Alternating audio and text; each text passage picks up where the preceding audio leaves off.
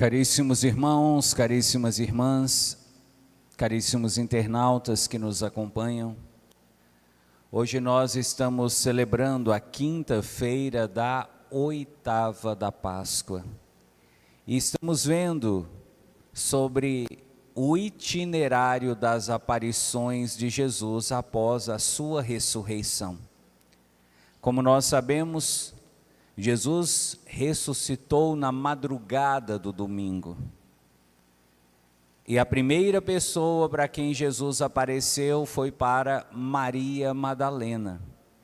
Esse foi o evangelho que nós refletimos alguns dias atrás. Jesus apareceu para Maria Madalena. Maria Madalena foi correndo falar para João e Pedro. Eles foram no túmulo. Chegaram, não viram nada, apenas o túmulo vazio. E nesse intervalo, eles voltaram, comunicaram aos apóstolos, e dois dos discípulos de Jesus que estavam em Jerusalém decidiram ir embora. Eram os discípulos de Emaús. Esses discípulos de Emaús, no domingo, voltavam para casa e no caminho eles se encontraram com Jesus. Esse é aquele evangelho muito bonito que ontem, quarta-feira, nós proclamamos na igreja. Então perceba, primeiro Jesus apareceu para uma pessoa, Maria Madalena. Depois Jesus apareceu para duas pessoas, os discípulos de Emaús. E no evangelho de hoje, Jesus aparece para os 11 discípulos, ou 10 discípulos de uma só vez. Por que nós dizemos 10 e não 11 e não 12? Eram 12 quando Judas estava presente. Mas Judas, nós sabemos, na sexta-feira santa, o que aconteceu com ele? Ele suicidou. Se você não sabia, fique sabendo. Na sexta-feira santa, Judas cometeu suicídio. Ele se enforcou. Então ficaram 11. Dos 11 que ficaram, tinha um que chamava Tomé, que também perdeu a fé. Foi embora e disse: não acredito. Não acredito que ele ressuscitou. Portanto, quando Jesus apareceu, tinham apenas 10 discípulos, tirando Judas e tirando Tomé. Aqui a gente vai percebendo como que as aparições de Jesus vão acontecendo gradativamente, isto é, aos poucos, para um número cada vez maior de pessoas. Primeiro 1, depois 2, depois 10. E quando Jesus apareceu para os 10 apóstolos de uma só vez, algumas coisas nos chamam a atenção. A primeira, eles acreditaram, eles pensaram que não era Jesus, que era um fantasma, que era uma assombração. Então você percebe, já no tempo de Jesus, as pessoas tinham medo de que um fantasma aparecesse. Quem era o fantasma? Era a alma de alguém que morreu. Já no tempo de Jesus, havia essa conversa, de que de vez em quando, um fantasma, ou seja, uma alma de alguém que morreu podia aparecer. Quando Jesus apareceu, eles sentiram medo. Por que eles sentiram medo? Porque eles pensaram que Jesus fosse um fantasma. E quando nós falamos de fantasma, todo mundo sente o quê, Dona Maria? Medo. Quem que tem medo de fantasma, diga amém. Então eles pensando que Jesus era um fantasma, tiveram medo. E Jesus utilizou então 2 recursos para mostrar para eles: eu não sou um fantasma. O primeiro recurso que Jesus utilizou foi: vocês têm alguma coisa para comer? E o texto diz assim: quando Jesus perguntou a eles se eles tinham alguma coisa para comer, eles pegaram, deixe-me achar aqui no texto,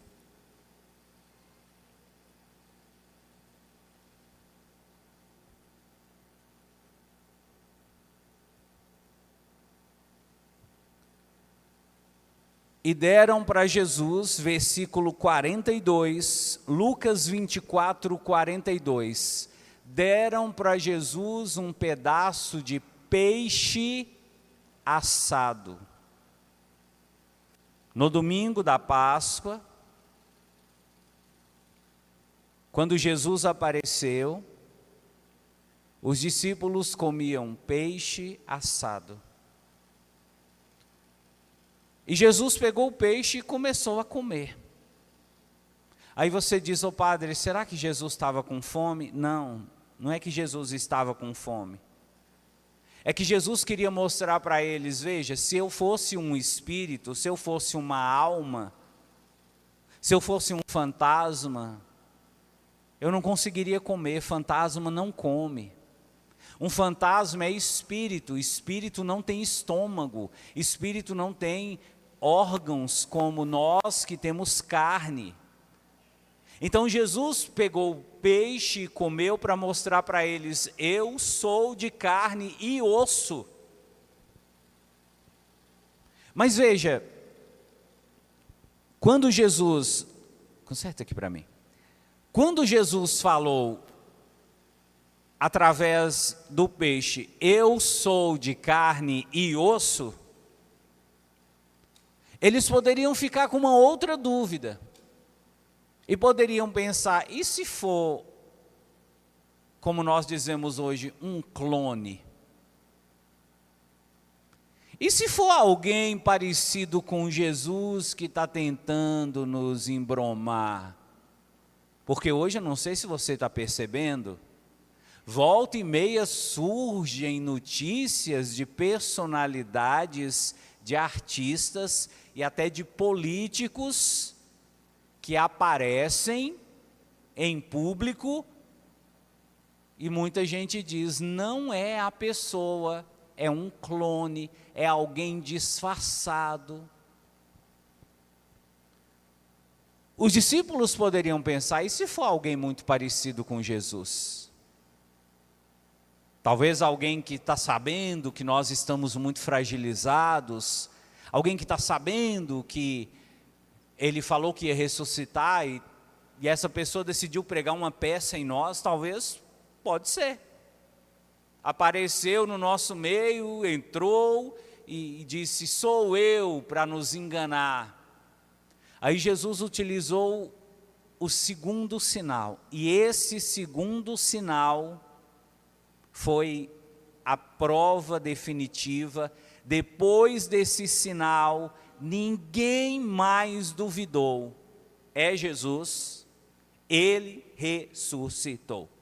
Sabe qual foi o sinal? As feridas nas mãos e nos pés.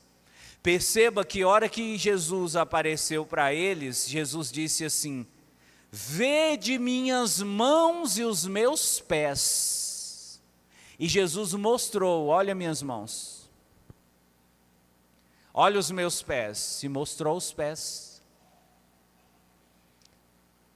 Por que Jesus mostrou as mãos e os pés? Porque as mãos e os pés de Jesus estavam ainda com as marcas das feridas da sexta-feira. Nós sabemos, e a própria Bíblia diz, que quando Jesus foi crucificado na sexta, eles bateram pregos nas mãos de Jesus, mão direita, mão esquerda, e bateram pregos nos pés de Jesus. Colocou um pé em cima do outro e perfurou os 2 pés com um prego só. Então Jesus ficou com 2 furos nos pés, um em cada pé, e 2 furos nas mãos. Quando Jesus ressuscitou, ele mostrou essas feridas. Olha, pessoal, minhas mãos aqui, ó. As feridas ainda estão aqui. As feridas da sexta-feira, vocês lembram que me crucificaram? Vocês lembram que bateram pregos nas minhas mãos? Olha aqui como é que minhas mãos ficaram. Sou eu. Não tem como ser um clone, não tem como ser uma pessoa que está se passando por mim, sou eu mesmo. Aí você diz, ué padre, mas espera aí. Eu achava que quando Jesus ressuscitou, todas as feridas do corpo de Jesus foram curadas. E foram. Quando Jesus ressuscitou, o Espírito Santo como que deu para Jesus uma nova pele. Todas aquelas marcas, e você pode conferir no Santo Sudário, o corpo de Jesus todo estraçalhado. Eles talharam as costas, o peito de Jesus, como se talha um animal que você está querendo salgar para poder assar. E na hora que Jesus ressuscitou, o Espírito Santo veio, ó, e fechou tudo. Então, quando Jesus ressuscitou, a pele de Jesus estava como a pele de um bebê, limpinha, como se nada tivesse acontecido. O corpo de Jesus estava todo restaurado.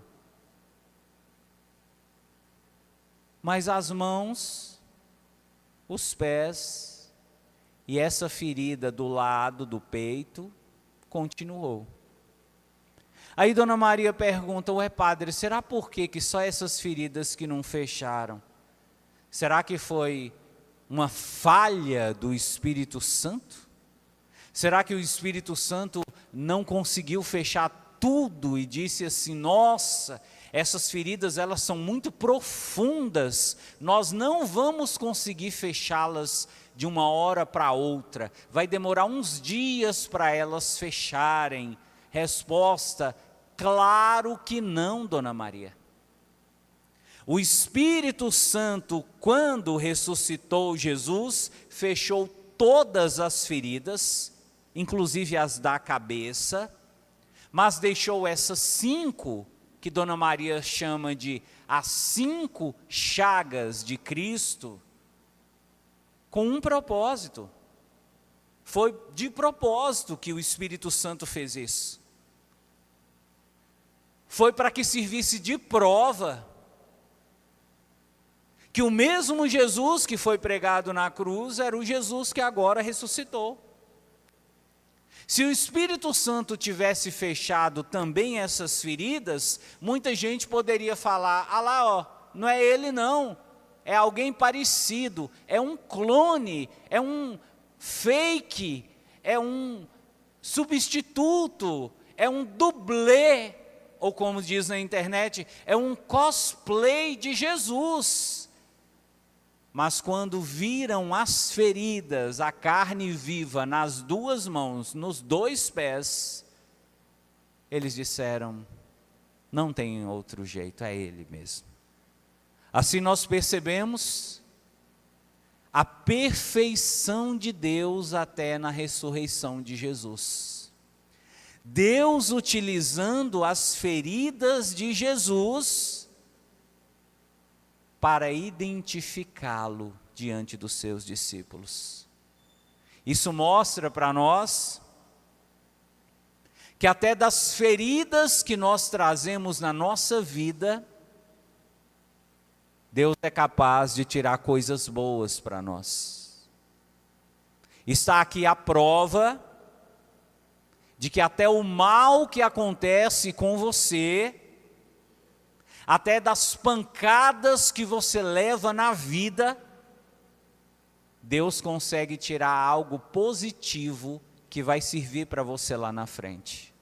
Leve consigo essa mensagem da Páscoa, a mensagem da ressurreição. Louvado seja nosso Senhor Jesus Cristo.